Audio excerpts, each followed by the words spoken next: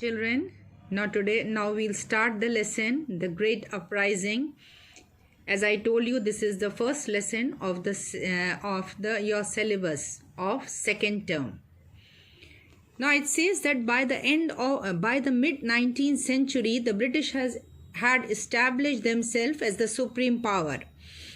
It is said that large part of the India was under their control. More or less, some parts were directly under the control and some were indirectly through the policies which were made by the British. The Mughal Empire existed only in name. You know, Bahadur Shah Zafar was the last Mughal emperor, and now he didn't have any territory nor power. He was only in name. Now we have already read in the previous chapters that the first battle of Plassey was the major British victory and in India, and after that, after 100 years, British slowly conquered the whole of India, and till 1857 whole of the India was there under their control. Now it says, as I told you, nearly 100 years of British presence in India had made all sections of Indian society very unhappy because British tortured Indians. Now we'll read which were the sections which were angry with the British attitude. The first were rulers. They resisted the annexation of their territories, which were taken directly by war or by the policies of the British, which were very unhuman. Second were noblemen, which were angered by the loss of their zamidaris. And third was peasants.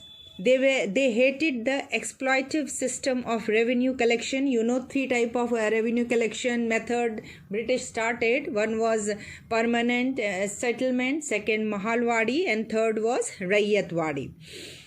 Tribal people were not also, this section was also not happy with British attitude. The craftsmen were against the new economic policies which exposed them to unfair competition from abroad. As industrial revolution, I told you, started, and all the production was done on machines. So Indian goods which were made with bare hands, now nobody was interested in taking these because they were very expensive.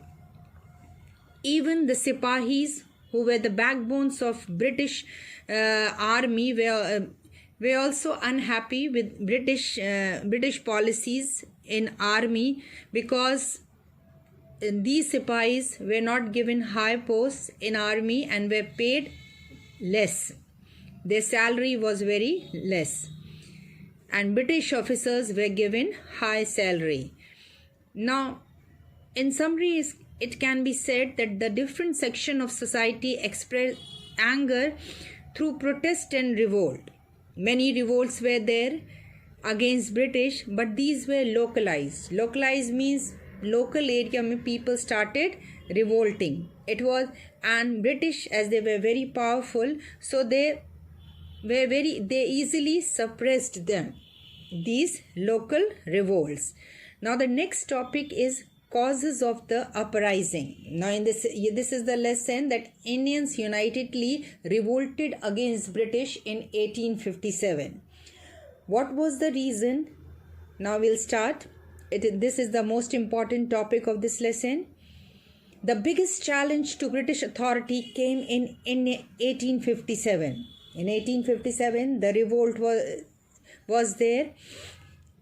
It says that in this year, the people of India rose against the British, and the uprising was a culmination of grievances of the people against the tyrannical British rule, means oppressive British rule. It was a revolt against oppressive British rule, and all the section of the society united. Now, first cause of the revolt was economic cause. That is said, the main cause of popular discontent was economic exploitation of India. I have told you that British economically they exploited Indians, and you can say every section of the society. First, we'll start with peasants. Peasants suffered due to high revenue demands and the strict policy of revenue collection. The policy was very strict for the peasants, which made their life hell. The British took away a large part of peasants' produce. Most often, the peasants and this family starved. It is said that even when the crop failed, they were compelled to pay the land, means they were forced to pay the land revenue, and when they were not able to do that, they were punished or behavior was bad, so they borrowed money from the money lenders, and when they failed to repay the loan, the money lender used to take away their land. So once they became landless, the peasant found it even more difficult to survive, as they didn't have land.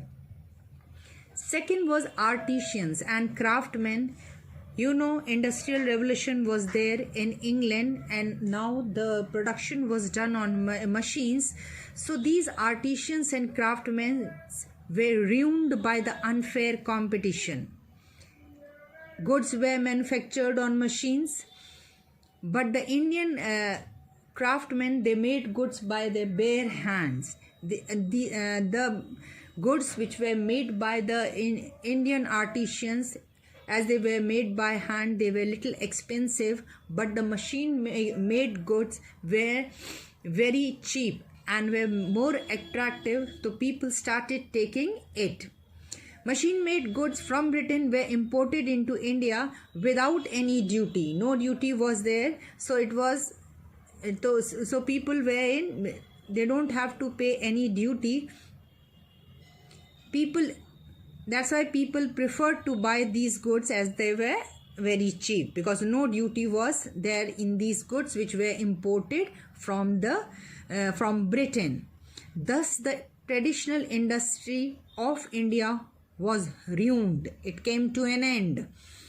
Next is the ruling classes were displaced by the British due to withdrawal of royal patronage. People who earned a living by following religious and cultural profession, means when the king used to rule, these people used to come to the darbar, and they for religious something they used to show, and people the kings, they used to give them money, and with that money they used to eat food or livelihood. They earned their livelihood. But when British came to India, they stopped this. So this section of the society was also not happy with the British. Now this was the economic cause, because of this economic cause, all the section of the society was very angry, and they went for revolt. Means when Indians went to for revolt, this section supported them. Now children, today we have read about economic cause of the revolt. Tomorrow we'll be doing political cause, that what were the political cause behind the revolt. Revise it, whatever I have told you today, and stay tuned for tomorrow. Thank you and have a nice day.